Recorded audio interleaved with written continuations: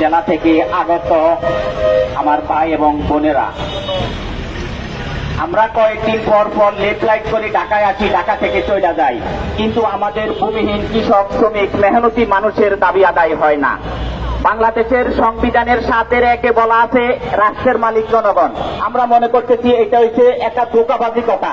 আসলে রাষ্ট্রের মালিক জনগণ নয়, রাষ্ট্রের মালিক হলো যারা ক্ষমতায় আছে, তারাই রাষ্ট্রের মালিক, আর আমরা জনগণ হলাম ভাড়াটিয়া। সেই জন্যই আমরা কয়েকদিন পর পর আমাদের দাওয়াই দাওয়া নিয়ে সেই টেকনাফ থেকে, তেঁতুলিয়া থেকে ঢাকায় আসি, কিন্তু এই রাষ্ট্রে যারা দায়িত্বে আছে তারা আমাদের দাবি দাওয়াগুলো মেনে নেয় না। সংগ্রামী বন্ধুগণ, আপনারা জানেন বাংলাদেশের যে পরিসংখ্যান ব্যুরো আছে, সেই পরিসংখ্যান ব্যুরো কয়েকদিন আগেই একটা পরিসংখ্যান দিয়েছেন যে বাংলাদেশের 6% মানুষ হলো ধনিক শ্রেণীর মানুষ, আর 28% মানুষ হলো মধ্যবিত্ত, আর 66% মানুষ হলো নিম্নবিত্ত মানুষ।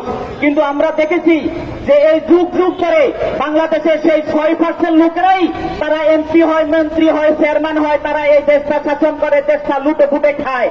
আর যে 28% মধ্যবিত্ত, এরাই সবচেয়ে বড় হারামজাদা। এরা এই 6% দালালি করে আমাদের 66% মানুষকে অধিকার বঞ্চিত করে। তাই আমাদের এই 66% মানুষ যদি আমরা ঐক্যবদ্ধ হই, তাহলে বাংলাদেশের কোনো শক্তি নাই আমাদেরকে অধিকার বঞ্চিত করবে। তাই আমাদেরকে আমাদের ন্যায্য যৌক্তিক দাবি আদায় করতে হবে। আমাদের এই 66% মেহনতি মানুষকে ঐক্যবদ্ধ হতে হবে। সংগ্রামী বন্ধুগণ, আপনারা জানেন যে আমরা বাংলাদেশের প্রত্যেকটা পরিবারের 60 জন মানুষ, কর্মক্ষম মানুষ, রাষ্ট্র দ্বারা নির্যাতিত হয়, নিপীড়িত হয়। সেই 60 জন মানুষকে, এক হলো আমার বাবা কৃষক, সে তার কষ্টার্জিত অর্থ, কষ্টার্জিত উৎপাদিত পণ্য ন্যায্য মূল্যে বিক্রি করতে পারে না সেই সিন্ডিকেটের কারণে, কিন্তু সে ন্যায্য মূল্যে সার কীটনাশক পায় না। আমার বাবা সেই রাষ্ট্র কর্তৃক নির্যাতিত, নিপীড়িত হচ্ছে। আমার বোন গার্মেন্টসে চাকরি করে, সে কিন্তু তার ন্যায্য মজুরি পায় না।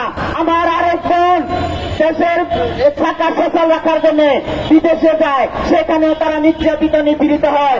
আমার আরেক ভাই চাকরির জন্য দেশে দেশে ঘুরে, কিন্তু ঘুষের কারণে চাকরি পায় না। সংগ্রামী বন্ধুগণ, এইভাবে রাষ্ট্র আমাদেরকে নির্যাতিত, নিপীড়িত চালিয়ে যাচ্ছে দীর্ঘদিন।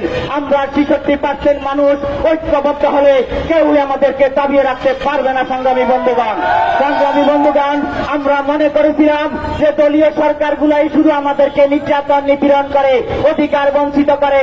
আমরা মনে করেছিলাম যে এই দেশে যদি একটা নির্দলীয় নিরপেক্ষ তত্ত্বাবধায়ক সরকার আছে, তাহলে আমাদের খেটে খাওয়া গরিব মেহনতি মানুষের অন্তত মুক্তি হবে। কিন্তু দুর্ভাগ্যের বিষয়, বাংলাদেশের যিনি শান্তিতে নোবেল পুরস্কার পেয়েছেন, তিনি এখন বাংলাদেশের রাষ্ট্রের প্রধান, কিন্তু গত 11 মাস যাবৎ বাংলাদেশের কোন জায়গায় শান্তি আছে কিনা আপনারাই বলেন। বাংলাদেশের কোন জায়গায় শান্তি নাই।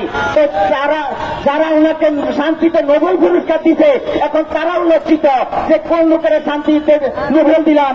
তিনি গত 11 মাস বাংলাদেশ শাসন করছেন, বাংলাদেশের মানুষ কোন শান্তি পাচ্ছে না। প্রত্যেকটা জায়গায় লুণ্ঠন, অরাজকতা, কোন মানুষের জান মালের নিরাপত্তা নাই, নারীদের কোন ইজ্জতের নিরাপত্তা নাই। প্রত্যেকটা জায়গায় এখন একটা ভীতিকর অবস্থা বিরাজ করছে। সম্মানিত বন্ধুগণ, আমরা মনে করেছিলাম যে আমাদের প্রধান উপদেষ্টা, তার আন্তর্জাতিকতা আছে, তিনি আমাদের দেশের লক্ষ লক্ষ শ্রমিককে বিদেশে পাঠিয়ে কর্মসংস্থানের ব্যবস্থা করবেন।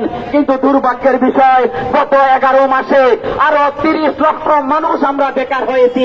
মিল, ইন্ডাস্ট্রি, কারখানা সবগুলা বন্ধ হয়ে গেছে, কিন্তু তিনি তো আমাদের জন্য কোন কর্মসংস্থানের ব্যবস্থা করতে পারেন নাই।